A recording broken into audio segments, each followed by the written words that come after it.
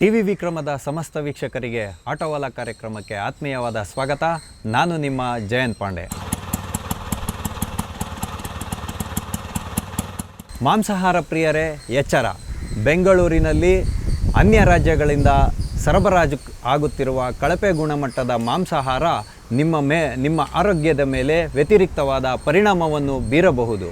ಆದ ಕಾರಣ ನೀವು ನಿಮಗೆ ನಂಬಿಕೆ ಇರತಕ್ಕಂತಹ ಹೋಟೆಲ್ ಅಥವಾ ರೆಸ್ಟೋರೆಂಟ್ಗಳಲ್ಲಿಯೇ ಮಾಂಸಾಹಾರವನ್ನು ಸೇವನೆ ಮಾಡಿರಿ, ಅಥವಾ ನಿಮಗೆ ನಂಬಿಕೆ ಇರತಕ್ಕಂಥ ಅಂಗಡಿಗಳಲ್ಲಿಯೇ ನೀವು ಮಾಂಸವನ್ನು ಕೊಂಡುಕೊಳ್ಳುವಂತಹ ಒಂದು ಪ್ರವೃತ್ತಿಯನ್ನು ಬೆಳೆಸಿಕೊಳ್ಳಿ. ಇವತ್ತು ಮಾಂಸಾಹಾರದಲ್ಲಿ ತುಂಬ ಕಲಬೆರಕೆ ಆಗ್ತಾಯಿದೆ ಅಂತೇಳುವಂತಹ ಸಂಶಯಗಳು ವ್ಯಕ್ತ ಆಗ್ತಾಯಿದೆ. ಅದಕ್ಕೆ ಸಾಕ್ಷಿಯಾಗಿ ನಿನ್ನೆ ಸಂಗೊಳ್ಳಿ ರಾಯಣ್ಣ ರೈಲ್ವೆ ಸ್ಟೇಷನ್ನಲ್ಲಿ 90 ಬಾಕ್ಸ್ಗಳನ್ನು ಏನು ಸೀಸ್ ಮಾಡಲಾಗಿದೆ. ಇವತ್ತು ಕೆಲವು ಹಿಂದೂಪರ ಸಂಘಟನೆಯವರು ಹೋಗಿ ಕೂಡ ರೇಡ್ ಮಾಡಿದ್ದಾರೆ.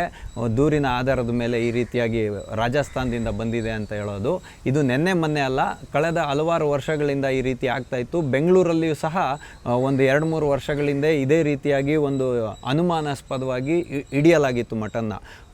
ಆದರೆ ಅದು ಘಟನೆ ಏನಾಯಿತು ಅನ್ನೋದು ಇಲ್ಲಿವರೆಗೂ ಏನು FSSAI ಅವರು ಎಲ್ಲಿ ರಿಪೋರ್ಟ್ ಮಾಡಿಲ್ಲ. ಅದೇ ರೀತಿ 2018ನೇ ಇಸ್ವಿಯಲ್ಲಿ ಚೆನ್ನೈಯಲ್ಲಿ ಕೂಡ ಇದೇ ರೀತಿಯಾಗಿ ಮಾಂಸವನ್ನು ಸೀಸ್ ಮಾಡಲಾಗಿತ್ತು ರೈಲ್ವೆ ಇಲಾಖೆಯಲ್ಲಿ. ಇದು ಒಂದು ನಮಗೆ ಅನುಮಾನ ವ್ಯಕ್ತ ಆಗಲಿಕ್ಕೆ ಕಾರಣ ಆಗ್ತಾಯಿದೆ. ಅಂದರೆ ಈ ರಾಕೆಟ್ ಏನಿದೆಯಲ್ಲ, ಈ ಮಾಂಸಾಹಾರದ ರಾಕೆಟು, ಅಂದರೆ ಈಗ ನಾವು ನೋಡ್ಬೋದು ಕರ್ನಾಟಕ ರಾಜ್ಯದಲ್ಲಿ ಸಾಕಷ್ಟು ಕುರಿ ಸಾಕಾಣಿಕಾ ಕೇಂದ್ರಗಳಿದೆ. VC ಫಾರಮ್ ಅಂತಿದೆ, ಬನ್ನೂರು ಕುರಿ ಫಾರಮ್ಮೇ ಇದೆ. ನಮಗೆ ಕರ್ನಾಟಕ ರಾಜ್ಯಕ್ಕೆ ಎಷ್ಟು ಬೇಕಾಗಿದೆಯೋ ಕುರಿ ಮಾಂಸ ಅದನ್ನು ಸಪ್ಲೈ ಮಾಡುವಂತಹ ಕ್ಷಮತೆಯನ್ನು ಕರ್ನಾಟಕ ರಾಜ್ಯ ಸರ್ಕಾರ ಹೊಂದಿದೆ. ಕರ್ನಾಟಕದ ಮಾಂಸದ ಇದು ಡಿಮ್ಯಾಂಡ್ಗೆ ಎಲ್ಲೂ ಕೂಡ ಕಮ್ಮಿ ಬರಲ್ಲ ಅನ್ನೋದು ಮೇಲ್ನೋಟಕ್ಕೆ ಗೊತ್ತಾಗುತ್ತೆ. ಯಾಕಂದರೆ ಸಾಕಷ್ಟು ಪೌಲ್ಟ್ರಿ ಫಾರ್ಮ್ಗಳಿದ್ದಾವೆ, ಸಾಕಷ್ಟು ಕುರಿ ಸಾಕಾಣಿಕಾ ಕೇಂದ್ರಗಳಿದ್ದಾವೆ, ಅಭಿವೃದ್ಧಿಪಡಿಸಿದಂಥ ಮಾಂಸಕ್ಕಾಗಿಯೇ ಇರುವಂಥ ತಳಿಗಳಿದ್ದಾವೆ. ಹಂಗಾಗಿಯೂ ಕೂಡ ಹೊರ ರಾಜ್ಯಗಳಿಂದ ಯಾಕೆ ಮಾಂಸ ಬರ್ತಾ ಇದೆ ಅನ್ನೋವಂಥ ಪ್ರಶ್ನೆ ಇಲ್ಲಿ ಬರುತ್ತೆ. ಯಾಕೆಂದರೆ ಇವಾಗ ಮಾಂಸ ಅಂತ ಹೇಳ್ತಕ್ಕಂಥದ್ದು ಯಾವ ರೀತಿಯಾಗಿ ತಿನ್ನಬೇಕು ಅನ್ನೋದನ್ನು ನಾವು ನೋಡೋಣ. ಮೊದಲಾಗಿ ಫುಡ್ ಸೇಫ್ಟಿ ಆ್ಯಕ್ಟ್ ಪ್ರಕಾರ ಒಂದು ಪ್ರಾಣಿಯನ್ನು ವಧೆ ಮಾಡಿದ 16 ಗಂಟೆಗಳ ಒಳಗಡೆ ಅದನ್ನು ಮಾಂಸನ ಸೇಲ್ ಮಾಡಬೇಕು ಅಂತ ನಿಯಮ ಇರತಕ್ಕಂಥದ್ದಲ್ವಾ. ಅಂದರೆ ನಾವು ಕನಿಷ್ಠ ಪಕ್ಷ ಒಂದು ಆದಷ್ಟು ಬೇಗ, ಅಂದರೆ ಕಣ್ಮುಂದೆ ಜೀವಿಯನ್ನು ವಧೆ ಮಾಡಿದ್ಮೇಲೆ ತಿಂತಕ್ಕಂಥದ್ದು ಸೂಕ್ತ. ಇಲ್ಲಾಂದರೆ ಅದರಲ್ಲಿ ಹಲವಾರು ಬ್ಯಾಕ್ಟೀರಿಯಾಗಳು ಜನ್ರೇಟ್ ಆಗಿ ಅದನ್ನು ಸೇವನೆ ಮಾಡ್ತಕ್ಕಂಥ ವ್ಯಕ್ತಿಗೆ ಆರೋಗ್ಯದ ಮೇಲೆ ದುಷ್ಪರಿಣಾಮವನ್ನು ಬೀರುತ್ತೆ ಅಂತ ಹೇಳ್ತಕ್ಕಂಥದ್ದು ಕಟು ಸತ್ಯ. ಹಾಗಾಗಿನೇ ಮಾಂಸಾಹಾರ ಸೇವನೆಯ ಬಗ್ಗೆ ತುಂಬ ಕಾಳಜಿ ವಹಿಸಬೇಕು ಅಂತ ಹೇಳ್ತಕ್ಕಂಥದ್ದು. ಆದರೆ ಇದನ್ನೆಲ್ಲ ನೋಡುವಾಗ ಒಂದು ಅನುಮಾನ ವ್ಯಕ್ತ ಆಗ್ತಾಯಿದೆ. FSSAI ಇದೆಯಲ್ಲ, ಈ ಅಧಿಕಾರಿಗಳು ಅಂದರೆ ಫುಡ್ ಸೇಫ್ಟಿ ಅಧಿಕಾರಿಗಳು ಸರಿಯಾದ ರೀತಿಯಲ್ಲಿ ಕಾರ್ಯವನ್ನು ನಿರ್ವಹಿಸ್ತಾ ಇಲ್ಲ ಅಂತ ಹೇಳ್ತಕ್ಕಂಥದ್ದು ಮೇಲ್ನೋಟಕ್ಕೆ ಗಮನ ಬರುತ್ತೆ. ಯಾಕೆ ಅಂತೇಳಿದ್ರೆ ಇವಾಗ ಹಿಂದೂಗಳ ರೆಸ್ಟೋರೆಂಟ್ ಇದ್ದರೆ ಅಥವಾ ಯಾವುದಾದ್ರೂ ಒಳ್ಳೆ ಮಟ್ಟದ ರೆಸ್ಟೋರೆಂಟ್ಗಳಿದ್ದರೆ ಅವರ ಲೈಸೆನ್ಸು ಎಲ್ಲವನ್ನು ಕಡ್ಡಾಯವಾಗಿ ಚೆಕ್ ಮಾಡ್ತಾರೆ. ಆದರೆ ಈ ರೀತಿಯಾಗಿ ಈ ಆಂಬೂರ್ ಬಿರಿಯಾನಿ ಮತ್ತು ಈ ಸಣ್ಣ ಪುಟ್ಟ ಹೋಟೆಲ್ಗಳ ಬಗ್ಗೆ ಯಾವುದೇ ರೀತಿ ಕಾಳಜಿ ವಹಿಸ್ತಾ ಇಲ್ಲ. ಏನೋ ಒಂದು ಅವರು BBMPಯಲ್ಲಿ ಲೈಸೆನ್ಸ್ ತೊಗೊಂಬಿಟ್ರೆ ಸಾಕು, ಅವರ ಹೆಂಗೋ ಮ್ಯಾನೇಜ್ ಮಾಡ್ಕೊಂಡು ಹೋಗ್ತಾರೆ ಅಂತ ಹೇಳ್ತಕ್ಕಂಥ ವಾತಾವರಣ ಎಲ್ಲ ಕಡೆಗೂ ಕಂಡು ಬರ್ತಾ ಇದೆ. ಹಾಗಾಗಿ ನಾವು ಈ ಘಟನೆಯ ಹಿನ್ನೆಲೆಯನ್ನು ಸ್ವಲ್ಪ ತಿಳ್ಕೊಳ್ಳೋ ಅಂತ ಪ್ರಯತ್ನ ಮಾಡೋಣ. ರಾಜಸ್ಥಾನದಿಂದ ಪ್ರತಿ ಬಾಕ್ಸಲ್ಲಿ 90 kg ಕುರಿ ಮಾಂಸ ಅಂತ ಹೇಳುವಂಥ ಬಾಕ್ಸ್ಗಳು ಥರ್ಮೋಕೋಲಿಂದ ಪ್ಯಾಕ್ ಮಾಡಿರ್ತಾರೆ. ಅದನ್ನೊಂದು ಪ್ಲಾಸ್ಟಿಕ್ ಕಂಟೈನರಲ್ಲಿ ಇಟ್ಟಿರ್ತಾರೆ, ಅದ್ರ ಮೇಲೆ ಚೀಲಗಳನ್ನು ರ್ಯಾಪ್ ಮಾಡಿರ್ತಾರೆ. ಅದು ರಾಜಸ್ಥಾನದಿಂದ ಬೆಂಗಳೂರಿಗೆ ಬರುತ್ತೆ. ಇದು ಅಲ್ಲಿಂದ ಇಲ್ಲಿಗೆ ಸರ್ವಿಸ್ ಚೈನ್ ಲಿಂಕ್ ಬರಬೇಕಾದ್ರೆ ಆ ಮಾಂಸವನ್ನು ಅಲ್ಲಿಂದ ಇಲ್ಲಿಗೆ ತರಿಸ್ತಾ ಇರ್ತಕ್ಕಂಥವ್ರು ಯಾರು, ಆ ಕಂಪನಿಯ ಹೆಸರೇನು, ಅದರ ಮಾಲೀಕರು ಯಾರು ಅನ್ನೋಂಥ ಮಾಹಿತಿ ರೈಲ್ವೆ ಇಲಾಖೆಗೆ ಇರಬೇಕು. ಅದಿದ್ದಾಗ ಮಾತ್ರ ಅವ್ರು ತೊಗೊಂಬರಬೇಕಾಗುತ್ತೆ. ಅದಾದಮೇಲೆ ಅಲ್ಲಿ ಮಾಂಸವನ್ನು ಯಾವ ಒಂದು ಫಾರಮ್, ಅಂದರೆ ಇವಾಗ ಮಾಂಸನ ಯಾರು ಮಾಡ್ತಾರೋ ಸ್ಲ್ಯಾಟರ್ ಹೌಸ್ ಅಂತಾರಲ್ಲ, ಯಾವ ಒಂದು ಕಸಾಯಿ ಖಾನೆಯಿಂದ ಆ ಮಾಂಸ ಬರ್ತಾ ಇದೆ ಅನ್ನೋದು ಕೂಡ ಅಧಿಕೃತ ಮಾಹಿತಿ ಇರುತ್ತೆ. ಇಲ್ಲಿಗೆ ಬಂದ ಮೇಲೆ ಅದು ವಿಲೇವಾರಿ ಆಗೋ ತನಕ ರೈಲ್ವೆ ಪೊಲೀಸರ ಸುಪರ್ದಿಯಲ್ಲಿರುತ್ತೆ. ಆದರೆ ಸಂಗೊಳ್ಳಿ ರಾಯಣ್ಣ ರೈಲ್ವೆ ಸ್ಟೇಷನ್ನ ಒಳಗೆ ನಿನ್ನೆ ಎಲ್ಲರೂ ಹೋಗಿ ದಾಳಿ ಮಾಡಿರಲ್ಲ, ರೈಲ್ವೆ ಇಲಾಖೆಯ ಸಿಬ್ಬಂದಿ, ರೈಲ್ವೆ ಪೊಲೀಸರು ಅದನ್ನು ಯಾಕೆ ಪೊಲೀಸವ್ರಿಗೆ ಸರೆಂಡರ್ ಮಾಡೋರು ಅನ್ನೋಂಥ ಪ್ರಶ್ನೆ ಇಲ್ಲಿ ಕಾಡುತ್ತೆ. ಹಂಗಾಗಿ ಇವಾಗ ಪೊಲೀಸವರು ದೂರುದಾರರನ್ನೇ ಇಟ್ಕೊಂಡು ಹೋಗಿದ್ದಾರೆ. ಅಂದರೆ ಇವಾಗ ಯಾರು ಇದರಲ್ಲಿ ಪುನೀತ್ ಕೆರೆಹಳ್ಳಿಯವರು ಇವಾಗ ಅರೆಸ್ಟ್ ಆಗಿ ಅವ್ರನ್ನ ಇಟ್ಕೊಂಡು ಹೋಗಿದ್ದಾರೆ. ಅವ್ರು ಅಸ್ವಸ್ಥಾಗಿ ಹಾಸ್ಪಿಟಲ್ಗೆ ಅಡ್ಮಿಟ್ ಮಾಡಬೇಕು ಅಂತ ಇವತ್ತು ಹೇಳಲಾಗ್ತಾ ಇದೆ. ಇದರಲ್ಲಿ ಮಾಂಸಾಹಾರವನ್ನು ವ್ಯಾಪಾರ ಮಾಡುವಂಥ ವ್ಯಾಪಾರಸ್ಥರ ವಿಕಲ್ಪ ಅಂದರೆ ವ್ಯವಹಾರದಲ್ಲಿ ಅಂಡರ್ಸ್ಟ್ಯಾಂಡಿಂಗ್ ಇಲ್ಲದೆ ಈ ಘಟನೆಯನ್ನು ಮಾಡಿದ್ದಾರೆ ಅಂತಲೂ ಕೂಡ ಹೇಳಲಾಗ್ತಾ ಇದೆ. ಇದು ಎರಡರ ಬಗ್ಗೆ ಕ್ಲಾರಿಟಿ ಆಗಬೇಕು ಅಂತಂದರೆ ಕೂಲಂಕುಷವಾದಂತಹ ತನಿಖೆ ಆಗಬೇಕು. ಯಾಕೆ ಅಂತ ಹೇಳಿದ್ರೆ ಇವತ್ತು ಅಬ್ದುಲ್ ರಜಾಕ್ ಅಂತ ಹೇಳುವಂಥ ಒಬ್ಬ ವ್ಯಕ್ತಿ ಈತ ಏನಿದ್ದಾನೆ, ಪ್ರತಿಯೊಂದು ವಿಷಯದಲ್ಲೂ ಕೂಡ ಹಿಂದೂಗಳ ಮೇಲೆ ಹರಿಹಾಯ್ತಾನೆ ಈತ.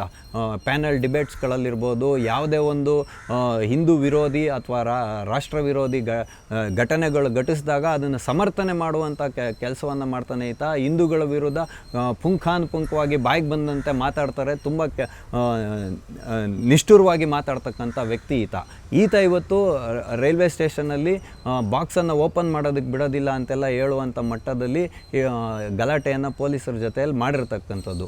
ಯಾರು ದೂರುದಾರರಿದ್ದರು ಅದರಲ್ಲಿ ದೂರು ಕೊಟ್ಟಿರೋವಂಥ ವ್ಯಕ್ತಿನೇ ಇವತ್ತು ಬಂಧಿಸಿ ಕರ್ಕೊಂಡೋಗಿದ್ದಾರೆ ಪೊಲೀಸರು. ಅದು ಒಂದು ಭಾಗ. ಆದರೆ ಸ್ಥಳಕ್ಕೆ ಧಾವಿಸಿದಂಥ FSSI ಅಧಿಕಾರಿಗಳು ಆ ಮಾಂಸಕ್ಕೆ ಹಣವನ್ನು ಕೊಟ್ಟು ಅದರಲ್ಲಿ 4 ರೀತಿ ಒಂದೇ ಬಾಕ್ಸಲ್ಲಿ 4 ಸ್ಯಾಂಪಲನ್ನು ಕಲೆಕ್ಟ್ ಮಾಡಿ ಅದನ್ನು FSL ಫೊರೆನ್ಸಿಕ್ ಲ್ಯಾಬು ಹೈದ್ರಾಬಾದಿಗೆ ರವಾನೆ ಮಾಡಿದ್ದೀವಿ, 14 ದಿನಗಳ ನಂತರದಲ್ಲಿ ಇದು ಬರುತ್ತೆ ಅಂತ ಹೇಳ್ತಾ ಇದ್ದಾರೆ. ಅಂದರೆ ಇದು ಘಟನೆಯನ್ನು ತಿಳಿಯಾಗಿಸುವ ಒಂದು ಇದಿರ್ಬೋದು, ಅಥವಾ ಅದು ಆ ಮಾಂಸ ಡಿಕಂಪೋಸ್ ಆಗಲಿಕ್ಕೆ ಎಷ್ಟು ದಿನ ಆಗುತ್ತೆ ಅದನ್ನು ಆಧರಿಸಿ ರಿಪೋರ್ಟ್ ಬರ್ಬೋದು, ಶಿಕ್ಷೆ ಆಗ್ಬೋದು ಅಥವಾ ಆಗದೇ ಇರ್ಬೋದು.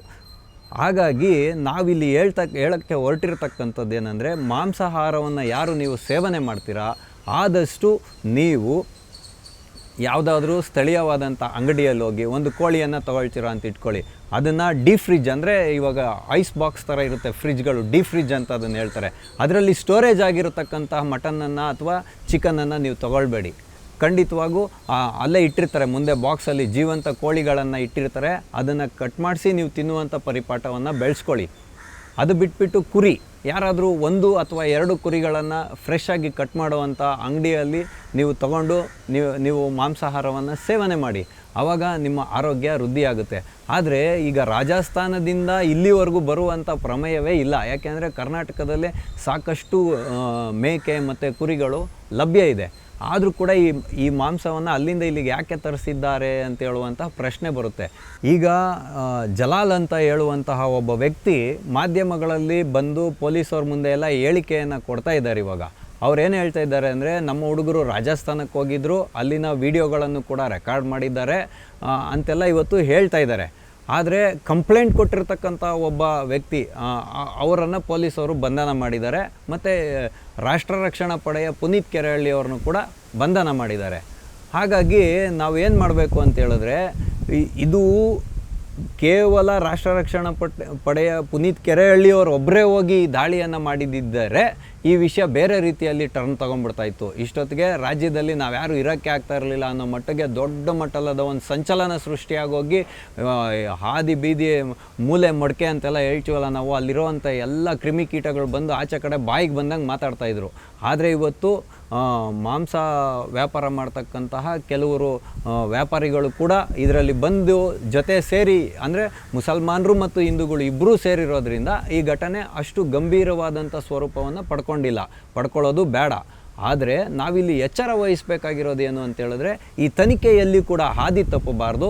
FSSI ಅಧಿಕಾರಿಗಳು ಈ ಮಾಂಸದ ದಂಧೆಯಲ್ಲಿ ಇವತ್ತು ಏನು ಬರ್ತಾ ಇದೆಯಲ್ಲ, ಈಗ ಕಳಪೆ ಗುಣಮಟ್ಟದ ಮಾಂಸದ ದಂಧೆಯಲ್ಲಿ ಇನ್ವಾಲ್ವ್ ಆಗಿದ್ದಾರೆ ಅಂತ ಹೇಳುವಂಥ ಆರೋಪಗಳು ಸಮಾಜದಿಂದ ಕೇಳಿ ಬರ್ತಾ ಇದೆ.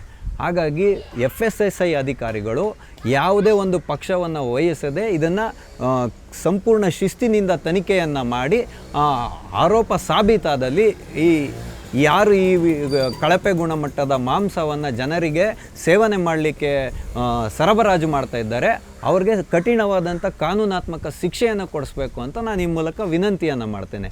ಅದರ ಒಟ್ಟಿಗೆ ಯಾರ್ಯಾರು ನೀವು ಇವತ್ತು ಮಾಂಸಾಹಾರವನ್ನು ಸೇವನೆ ಮಾಡ್ತೀರಾ, ನೀವು ಒಂದು ನಂಬಿಕೆ ಇಟ್ಟು ಆ ಹೋಟೆಲ್ಗೆ ಹೋಗಿ ಸೇವನೆ ಮಾಡ್ತೀರಾ, ಆದರೆ ನಿಮ್ಗೆ ಅಲ್ಲೇನಾದರೂ ಈ ರೀತಿಯಾಗಿ ಅಂದರೆ ಅಲ್ಲಿ ಏನು ಪ್ರಿಪೇರ್ ಮಾಡ್ತಾರಲ್ಲ, ಅಂದರೆ ತಯಾರು ಮಾಡ್ತಾರಲ್ಲ, ಆ ಜಾಗದಲ್ಲಿ ಶುದ್ಧತೆ ಇಲ್ಲ ಅಥವಾ ಟೇಸ್ಟಲ್ಲಿ ವೇರಿಯೇಷನ್ ಬಂತು, ಸ್ವಚ್ಛತೆ ಇಲ್ಲ, ಅಲ್ಲಿನ ಸಿಬ್ಬಂದಿಗಳು ಸರಿಯಾದ ಶುದ್ಧವಾಗಿರುವಂಥ ಸಮವಸ್ತ್ರ ಧರಿಸಿಲ್ಲ, ಕುಡಿಲಿಕ್ಕೆ ಸರಿಯಾದ ನೀರನ್ನು ಕೊಡಲಿಲ್ಲ ಅಂತ ಹೇಳಿದ್ರೆ ನೀವು ಕೂಡಲೇ ಮಹಾರಾಣಿ ಕಾಲೇಜ್ನ ಆಪೋಸಿಟಲ್ಲಿದೆ KR ಸರ್ಕಲ್ನಲ್ಲಿ FSAI ಅಂತ ಹೇಳ್ತಕ್ಕಂಥ ಫುಡ್ ಡಿಪಾರ್ಟ್ಮೆಂಟ್ ಇದೆ.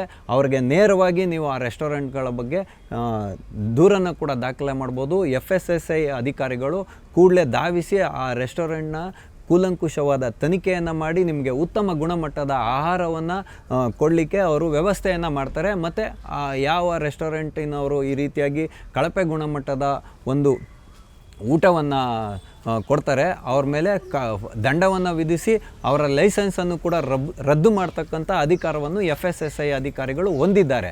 ಆದರೆ ಪರ್ಟಿಕ್ಯುಲರಾಗಿ ಈ ವಿಷಯಕ್ಕೆ ಬರುವಾಗ ಅವರು ಮೃದು ಧೋರಣೆಯನ್ನು ತಾಳ್ತಾ ಇದ್ದಾರಾ ಅಥವಾ ಅವರ ಕರ್ತವ್ಯ ನಿಷ್ಠೆಯನ್ನು ಮೆರಿತಾ ಇದ್ದಾರೋ ಅನ್ನೋದರಲ್ಲೇ ದ್ವಂದ್ವ ಕಾಣ್ತಾ ಇದೆ. ಯಾಕೆಂದರೆ ಅವರು ಅಷ್ಟು ಕೂಡ ಡೇರಿಂಗ್ ನೇಚರನ್ನು ತೋರಿಸದೇ ಇರತಕ್ಕಂಥದ್ದು, ಎದೆಗಾರಿಕೆಯನ್ನು ತೋರಿಸ್ತಾ ಇರತಕ್ಕಂಥದ್ದು ಅನುಮಾನವನ್ನು ಹುಟ್ಟಾಗ್ತಾ ಇರೋದು. FSSAIನ ಬಗ್ಗೆ ನಮಗೆ ಅಪ್ರತಿಮವಾದ ಗೌರವ ಇದೆ. ಈ ಘಟನೆಯನ್ನು ಅವರು ಎಲ್ಲಿಗೂ ಬಿಡದೆ ಇದಕ್ಕೊಂದು ತಾತ್ವಿಕ ಅಂತ್ಯವನ್ನು ಕೊಡಬೇಕು ಅಂತ ಹೇಳ್ತೀನಿ. ಹಾಗಾಗಿ ಇದನ್ನು ಕೂಲಂಕುಷವಾಗಿ ತನಿಖೆ ಮಾಡಬೇಕು. ಅಶ್ವಿನ್ ವೈಷ್ಣವ್ ಅವರಿದ್ದಾರಲ್ಲ, ರೈಲ್ವೆ ಸಚಿವರು, ಅವರು ಈ ಬಗ್ಗೆ ಒಂದು, ಯಾಕೆಂದರೆ ಇದು ರಾಷ್ಟ್ರ ಮಟ್ಟದಲ್ಲಿ ಇವತ್ತು ಈ ವಿಷಯ ಗಮನವನ್ನು ಸೆಳೆದಿರೋದ್ರಿಂದ ರೈಲ್ವೆ ಇಲಾಖೆಯದು ಮಹತ್ತರವಾದ ಜವಾಬ್ದಾರಿ ಇದೆ. ಅಶ್ವಿನ್ ವೈಷ್ಣವರು ಈ ಘಟನೆಯನ್ನು ಆಧರಿಸಿ ಈ ರೀತಿಯಾಗಿ ಎಲ್ಲೆಲ್ಲಿಗೆ ಈ ಒಂದು ಮಾಂಸದ ದಂಧೆ ವಿಸ್ತಾರವಾಗಿದೆ ಅಂತ ಹೇಳ್ತಕ್ಕಂಥ ಒಂದು ಸಮಗ್ರ ಮಾಹಿತಿಯನ್ನು ತಗೊಳ್ಬೇಕು. ಕರ್ನಾಟಕದ ರೈಲ್ವೆ ಸಚಿವರಾಗಿರ್ತಕ್ಕಂತಹ ಸೋಮಣ್ಣನವರು ಕೂಡ ಇದ್ರ ಬಗ್ಗೆ, ಯಾಕೆಂದರೆ ಅವರು ತುಂಬ ಇಂಥ ವಿಚಾರಗಳ ಬಗ್ಗೆ ಕ್ರಮವನ್ನು ತಗೊಳ್ಳುವಂಥ ಒಂದು ಮನೋಧೋರಣೆಯನ್ನು ಹೊಂದಿ ಎಲ್ಲೆಲ್ಲಿ ಈ ರೀತಿಯಾದ ಮಾಂಸದ ದಂಧೆ ಆ್ಯಕ್ಟಿವ್ ಆಗಿದೆ ಅದರ ಬಗ್ಗೆ ಒಂದು ಮಾಹಿತಿಯನ್ನು ಕಲೆಕ್ಟ್ ಮಾಡಿ ಆಯಾ ರಾಜ್ಯಗಳಿಗೆ ಸಂಬಂಧಿಸಿದಂಥ ಪೊಲೀಸ್ ಅಧಿಕಾರಿಗಳಿಗೆ ಮಾಹಿತಿಯನ್ನು ನೀಡೋದ್ರ ಮುಖಾಂತರ ಈ ಮಾಂಸದ ದಂಧೆಯಲ್ಲಿ ಯಾರ್ಯಾರು ಭಾಗಿಯಾಗಿದ್ದಾರಲ್ಲ, ಅಂದರೆ ಈ ಥರ ಕಳಪೆ ಗುಣಮಟ್ಟದ ಮಾಂಸ ಅಥವಾ ಬೇರೆ ಜೀವಿದು, ಅಂದರೆ ಇವತ್ತು ಮಾಧ್ಯಮಗಳಲ್ಲಿ ಹೇಳ್ತಾ ಇರುವ ಪ್ರಕಾರ ಕುರಿಗೆ ಅಷ್ಟು ಉದ್ದದ ಬಾಲ ಇರುತ್ತಾ ಅನ್ನುವಂಥ ಪ್ರಶ್ನೆ ಬಂದಿದೆ. ಹಾಗಾಗಿ ಅದು ಮೇಲ್ನೋಟಕ್ಕೆ ನಾಯಿಯ ಮಾಂಸ ಅಂತ ಕಾಣ್ತಾ ಇದೆ ಅಂತ ಹೇಳುವಂತಹ ಧೈರ್ಯವನ್ನು ಕೂಡ FSSAI ಅಧಿಕಾರಿಗಳು ತೋರ್ತಾ ಇಲ್ಲ. ಅದು ಅವರ ಒಂದು ಕರ್ತವ್ಯ ನಿಷ್ಠೆ, ನ್ಯಾಯಬದ್ಧವಾದ ತನಿಖೆ ಮಾಡಬೇಕಂತ, ಅದರಲ್ಲಿ ಎರಡು ಮಾತಿಲ್ಲ. ಆದರೆ 16 ಗಂಟೆಗಳಿಗಿಂತ ಹೆಚ್ಚು ಅಥವಾ ಒಂದು ದಿನಕ್ಕಿಂತ ಹೆಚ್ಚು ಮೀರಿ ಹೋದಂತಹ ಮಾಂಸ ಆರೋಗ್ಯಕ್ಕೆ ಹಾನಿಕಾರಕ ಅನ್ನೋದು FSSAI ನಿಯಮ ಹೇಳ್ತಾ ಇರ್ತಕ್ಕಂಥದ್ದು. ಹಾಗಾಗಿ ಯಾರು ಉದ್ಯಮಿಯ ಹೆಸರು ಮತ್ತು ಅವರ ಲೈಸೆನ್ಸ್ ಹೋಲ್ಡರ್ ಹೆಸರು ಮತ್ತು ಆ ಹೋಟೆಲ್ನ ಹೆಸರು ಎಲ್ಲವೂ ಕಾಣುವಂತೆ ಹಾಕಬೇಕು, ಅದನ್ನು ಡಿಸ್ಪ್ಲೇ ಮಾಡಬೇಕು. ಅವರು ಯಾವ ವಿಧವಾದ ಮಟನ್ನು ಅಥವಾ ಮಾಡ್ತಾ ಇದ್ದಾರೆ ಅನ್ನೋದು ಫುಡ್ ಸೇಫ್ಟಿ ಆ್ಯಕ್ಟ್ 2006ನೇ ಒಂದು ಅಧಿನಿಯಮಗಳ ಪ್ರಕಾರ ಅವರು ಫಲಕದಲ್ಲಿ ಎಲ್ಲವನ್ನು ಹಾಕಬೇಕಾಗುತ್ತೆ ಪ್ರದರ್ಶನಕ್ಕೆ.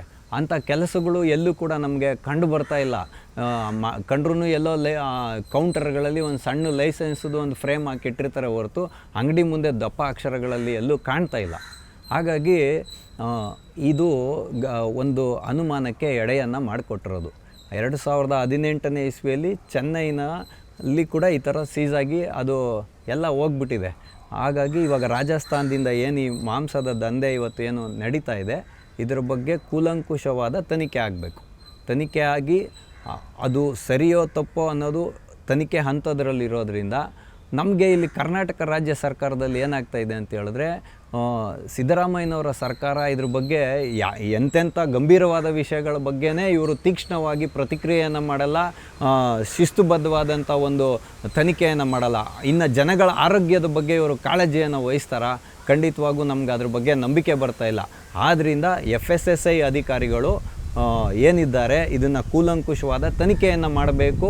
ಅಪರಾಧಿಗಳಿಗೆ ತಪ್ಪು ಮಾಡಿದ್ದೇ ಅಂತ ಸಾಬೀತು ಆದರೆ ಅವ್ರಿಗೆ ಕಠೋರವಾದಂಥ ಶಿಕ್ಷೆಯನ್ನು ಕೊಡಿಸ್ಬೇಕು.